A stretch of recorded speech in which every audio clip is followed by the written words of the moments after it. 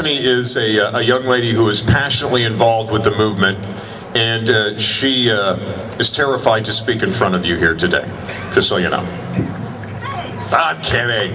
She has, she and I have been emailing back and forth. She is someone that works tirelessly down in the Ashland area, and tomorrow, I believe, they are having a tea party. Is it tomorrow, Stephanie? She's not paying any attention. Tomorrow for the Ashland Tea Party? Tomorrow at noon at Finn, Feather, and Fur Outfitters in Ashland. For those of you from Ashland County, you know where that is. Get down there. It's at noon on tax day, the 15th tomorrow. You got to pay your taxes by tomorrow. Y'all ready for that? Just probably shouldn't have brought that up. Would you please put your hands together and give a nice welcome to Stephanie Bragg. Stephanie?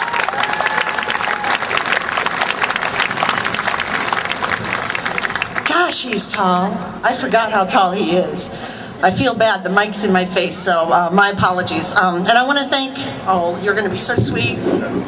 Aw, this is why I like him. I want to thank Amy and Mark Weisner.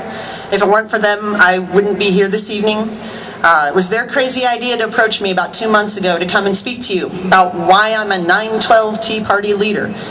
And yes, I'm the acting director of New American Patriots, and we named ourselves that because we're a combination 9/12 and Tea Party. So when I was asked to speak, I had all these thoughts running through my head. You know, how in the world did I end up here? You know, why am I in a leadership position? And I got to thinking about my family. I grew up in a home where we really didn't talk politics much. It was a pretty strict conservative home, but we didn't really talk about politics, but they gave me a good grounding. And I was born with a servant's heart. I was the kind of person, and still am the kind of person, that I'll jump up and help no matter who's looking, if anybody's looking. It's just the way I am.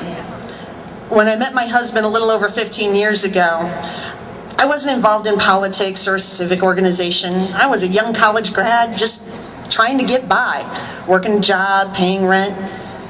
On our first date, we did the absolute no-no.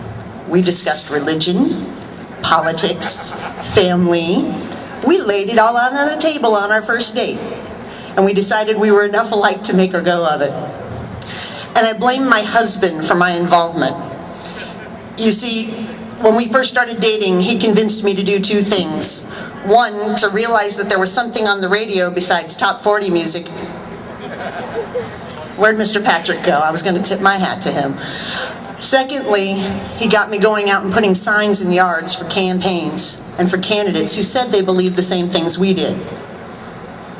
That struck a chord in me in two ways: love for my country and love for serving with others. Yeah, there he goes. He walks up. He gives me crap for missing my cue. I'm going to give him his. No, just kidding. He's a good guy. As time passed, I got more involved. Not only did my husband turn me on to Rush, but then I started listening to this guy by the name of Glenn Beck. Yeah, he's a good guy. I also learned more about the party of which I was and still am a member. And I learned more about politics. I learned that it's more than just the letter behind the name. I learned that I only put signs in my yard, and that's the big thing in Ashland County, signs in the yard. I only put signs in my yard for candidates who earn my trust. And let me tell you, there's three things they have to do to earn that trust. First, they have to be a person of good, moral, upstanding character. Second, they have to understand our Constitution. And third, they must be of a servant's heart. They must have that. If they don't have those three things, I don't care what they believe, they are not getting my support, because I can't trust them to represent me, whether it's in my township or in D.C.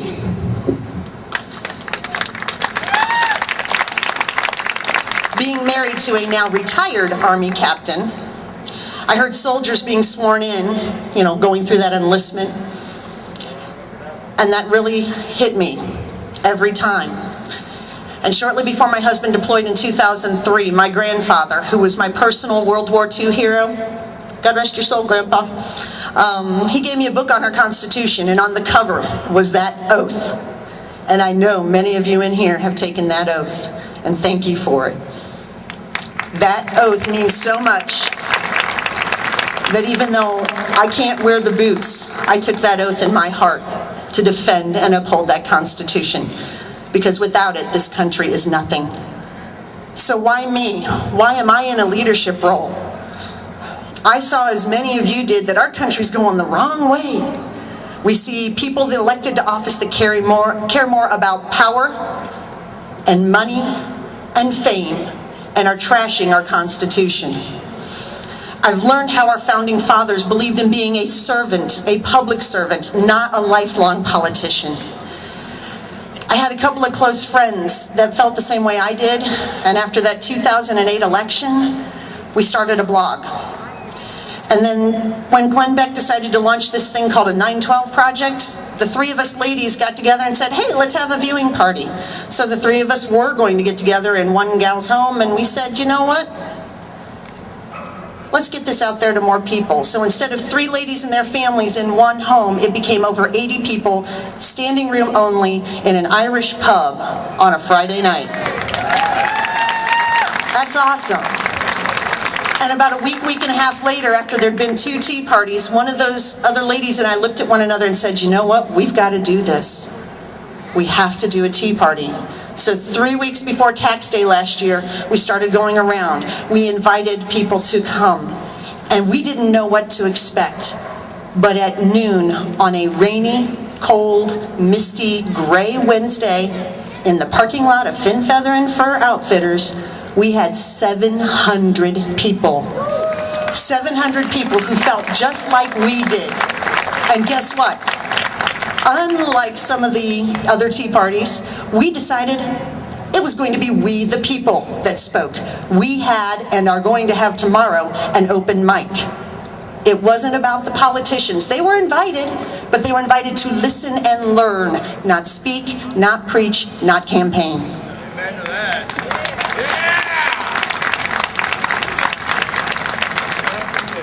And we decided we needed to do more than just a rally once a year. We've held several rallies, but we also host a book club. We host Saturday morning meetings where we have constitutional experts come in, where we meet with candidates to decide, gee, do they really share the same beliefs we do? Friends, my God and my country, our country, which is based on our faith and our Constitution.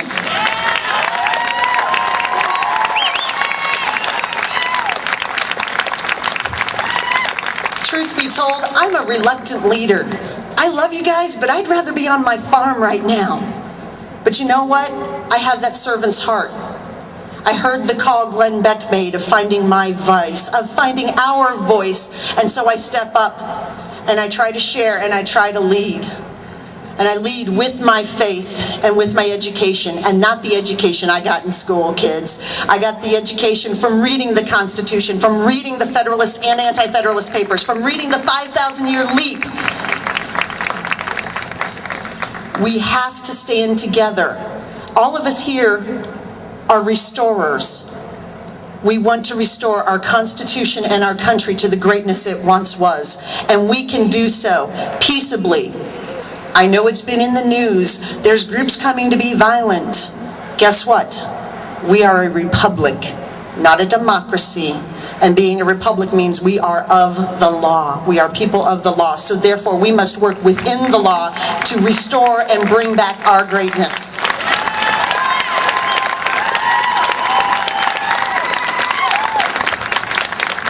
And I so long for the day when I can go back to just being a country girl, just living on my farm and working hard and playing hard and getting time to hang out with friends. But until that time comes, I have a warning for those who think they are in charge of our country. I am an awake mama bear, and I will remain vigilant, and I will make sure as many people as possible are awake and alert and aware. Do not mess with my friends and family. Do not mess with my God, and for heaven's sakes, stop ignoring our Constitution. Thank you.